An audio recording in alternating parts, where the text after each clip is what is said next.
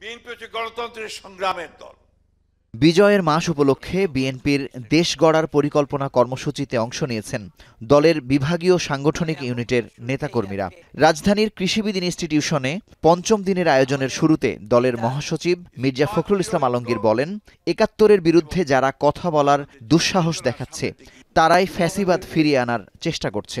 ১৯৭১ সাল আমাদের অস্তিত্ব, এই কথাটা খুব জোরে সোরে মনে রাখবেন।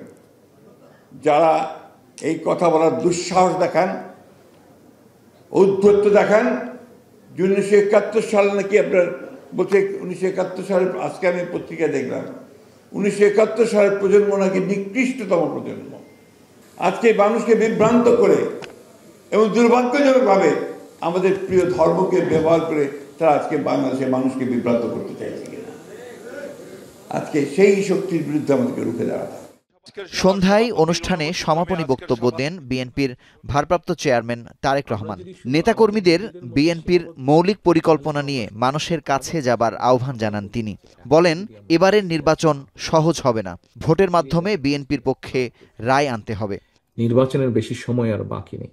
আপনারা গিয়ে যদি পরিকল্পনা করে, দল যার হাতেই ধানের শীষ দিয়েছে না কেন, আপনি থাকবেন ধানের শীষের পক্ষে। এখনো যদি আমরা সিরিয়াস না হই, সামনে এই দেশের অস্তিত্ব, সার্বভৌমত্ব হুমকির সম্মুখীন হবে।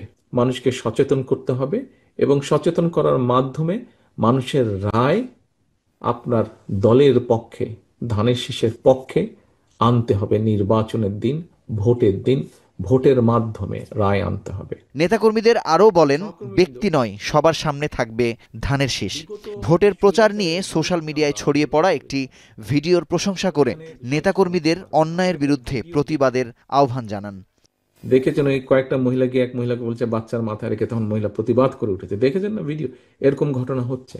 আপনারা আজকে মাঠে নেমেছেন বলেই কিন্তু আজকে তারাও সাহস, যারা প্রতিবাদ করার তারাও সাহস পাচ্ছে।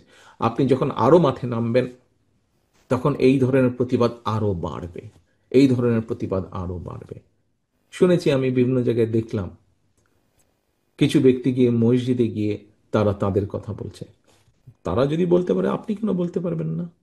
বললে সবাই বলবে, না বললে কেউ বলতে পারবেন না। আপনি আপনার এলাকায় সেভাবে ব্যবস্থা গ্রহণ করুন। এদিকে কৃষক দলের প্রতিষ্ঠা বার্ষিকীতে সাবেক প্রেসিডেন্ট জিয়াউর রহমানের সমাধিতে ফুল দিয়ে শ্রদ্ধা নিবেদন করেন বিএনপির নেতাকর্মীরা।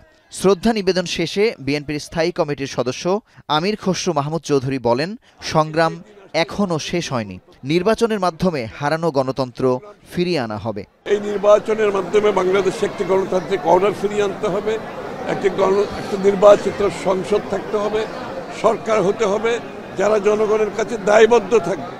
এবারের নির্বাচন বিএনপির জন্য কঠিনতম লড়াই বলেও উল্লেখ করে বিএনপির সিনিয়র নেতারা। শিগগিরই তারেক রহমান দেশে ফিরে দলের হাল ধরবেন বলেও জানান তারা। অধিকার সুনিশ্চিত করার জন্য আমাদের এই লড়াই। মুজাহিদ শুভ, এখন, ঢাকা।